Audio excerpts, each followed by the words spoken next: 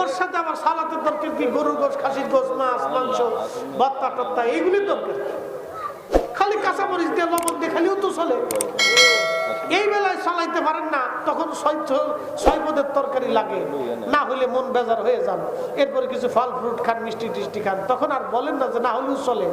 খালি দুয়ার বেলায় গেলে না হলেও চলে, না হলেও চলে, না হলেও চলে, এগুলির দরকার থাকে। আমার কথা হলো যে মাইয়িত দুয়ার দরকার। জানাজাটা একটা সম্পূর্ণ ফরজিয়াত, আলাদা বিষয়। এটার জন্য আপনাদেরকে আরেকটু বুঝাই। শেষ, ওয়াজ শেষ, একসাথে বলি তো আল্লাহু আকবার। জানাজার সালাত আর দুয়া এটা যে আলাদা আমি বুঝাইতেছি। জানাজার সালাতে উত্তর দিকে নামাজ পড়লে হয় না, পূর্বে জানাজার সালাতে পূর্ব দিকে দাঁড়াইয়া ঘুরাইয়া ফিরলে হয়, বুঝে কিন্তু জবাব দিবেন। পশ্চিম কেবলামুখী হয়ে জানাজা দাঁড়াইছি, এখন লাশটারে ঘুরে আমরা পূর্ব দিকে নিয়ে জানাজায় দাঁড়ালাম, হবে না?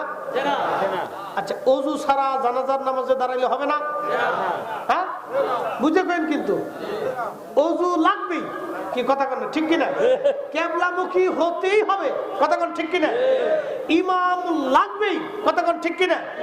ইমাম ছাড়া জানাজা হবে, লাশ সামনে উপস্থিত থাকতেই হবে, কি কথা কেন না কেন? লাশ উপস্থিত সামনে কি হইতে হবে? থাকতেই হবে। এখন দোয়া যে করলেন, দোয়া অজু ছাড়াও হয়, কি কথা কেন না কেন? দোয়া অজু ছাড়াও কেবলামুখী না হয়ে দক্ষিণ দিকে ফিরে করলেও লাশ সামনে না থাকলেও, তাহলে এই দোয়ার জানাজার এক করলেন কেমনে? আমি বুঝলাম না কিছু। এক হয় কেমনে? আমার মাথায় ধরে না, না আমার মাথায় সমস্যা, না তাদের মাথায় সমস্যা, বুঝলাম না। কথা বুঝাইতে পারি না বলে আবার বুঝাইতেছি। সলাতুল জানাজায় সর্বপ্রথম অজু লাগবে না অজু ছাড়া হবে? এক নম্বর, অজু লাগবে কিনা? কেবলামুখী হইতে হবে কিনা? না উত্তর দক্ষিণে হবে? লাশ সামনে থাকতে হবে কিনা? হইতে হবে কিনা? আচ্ছা, তারপরে আপনাকে দাঁড়াইতে হবে, ইমাম সাহেব সামনে উপস্থিত থাকতে হবে কিনা? না ইমাম সাহেব পিছনে গেলে হবে? কিন্তু দোয়ার সময় ইমাম সাহেব পিছনে থাকলে হয়, দক্ষিণ পাশে থাকলে হয়, উত্তরে থাকলেও চলে, মাঝখানে এক জায়গায় থাকলেও চলে, কি কথা কার না?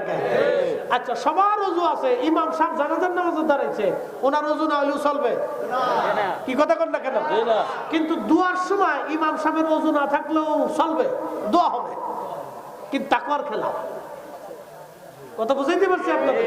তাহলে এই দোয়া আর জানাজা এক দোয়া না, অতএব দোনোটাকে এক করাটা এটা সমীচীন না, এটা অনুচিত, এটা আলাদা ফাংশন, ওটা ফাংশনটাই আলাদা। আল্লাহ আমাদের প্রত্যেকের মানার বুঝার তৌফিক নসিব করুন, সকলে বলে না হবে। আর কথা বাড়াবো না, দোয়ার দরখাস্ত, দোয়ার দিকে চলে যাবো।